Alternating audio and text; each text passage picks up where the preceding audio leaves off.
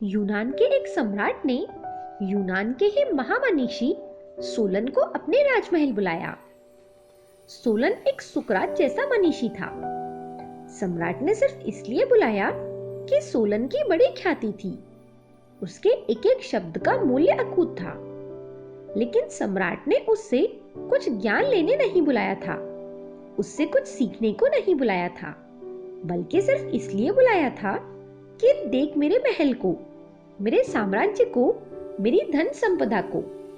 और सम्राट चाहता था कि सोलन प्रशंसा करे कि आप जैसा सुखी और कोई भी नहीं है, तो उस वचन का मूल्य होगा। सारा यूनान के बाहर भी लोग समझेंगे कि सोलन ने कहा है। सोलन आया, महल घुमाकर दिखाया गया। अकूत संपदा थी सम्राट के पास, न मालूम कितना उसने लूटा था। बहुमूल्य पत्थरों के ढेर थे, स्वर्ण के खजाने थे। महल ऐसा सजा था जैसे दुल्हन हो। फिर सम्राट उसे दिखा दिखा कर प्रतीक्षा करने लगा कि वो कुछ कहे, लेकिन सोलन चुप ही रहा। न केवल चुप रहा, बल्कि गंभीर होता गया। न केवल गंभीर हुआ, बल्कि ऐसे उदास हो गया जैसे सम्राट मरने को पड़ा हो और वो सम्राट को देखने आया हो। आखिर सम्राट ने गुस्से में कहा कि तुम्हारी समझ में आ नहीं रहा है क्या? मैंने तो सुना है कि तुम बड़े बुद्धिमान हो। मुझ जैसा सुखी तुमने कहीं कोई मनुष्य देखा है? मैं परम सुख को उपलब्ध हुआ हूँ।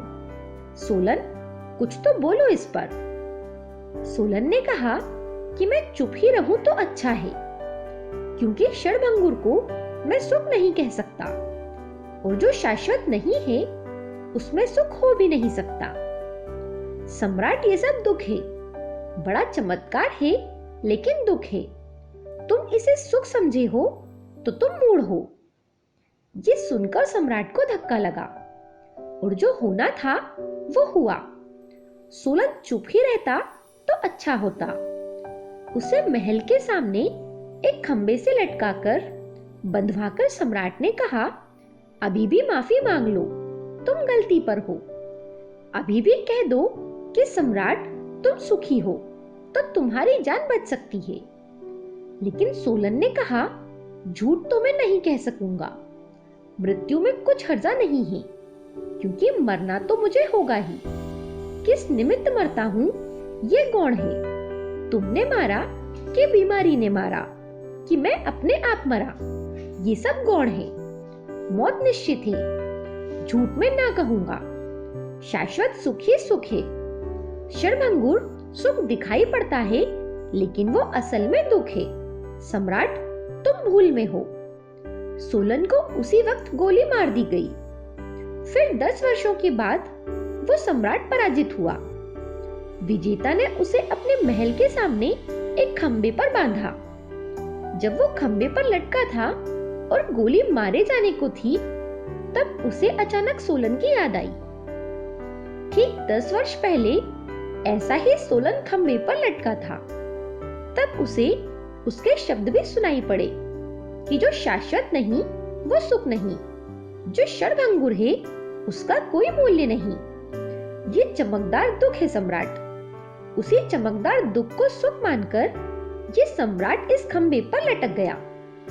सम्राट की आंखें बंद हो गईं, वो अपने को भूल ही गया और सोलन को देखने लगा।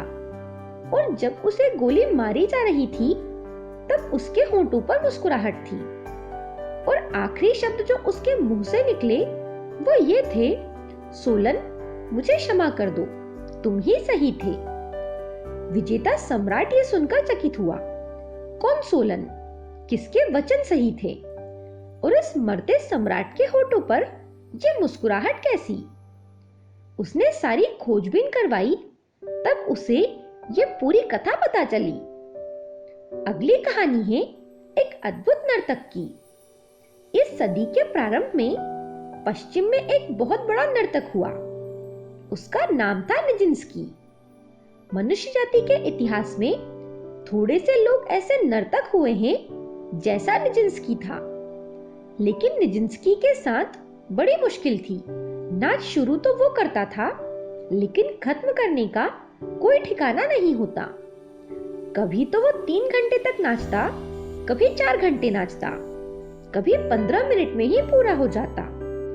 थिएटर के मैनेजर्स इससे बहुत परेशान थे कि वे किस तरह लोगों को टिकट बेचें, क्योंकि कभी वो खड़ा ही रह जाता और नाचता ही नहीं, और कभी नाचता तो पूरी रात नाचता रहता, लेकिन उस जैसा नाचने वाला नहीं हुआ था। वैज्ञानिक भी चकित थे उसके नाच से, क्योंकि नाचते नाचते ऐसी घड़ी आती थी कि वैज्ञानिकों ने भी यह निर्णय दिया कि ग्रेविटेशन का असर उस पर खत्म हो जाता था।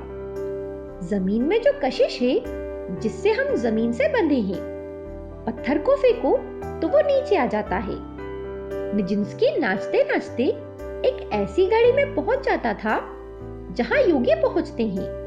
उस घड़ी में वो इतनी ऊंची छलांगे भरने लगता था जो कोई मनुष्य कभी भर ही नहीं सकता, क्योंकि जमीन में इतनी कशिश है, और वो ऐसे नीचे आता जैसे कोई रुई का फोहा हो।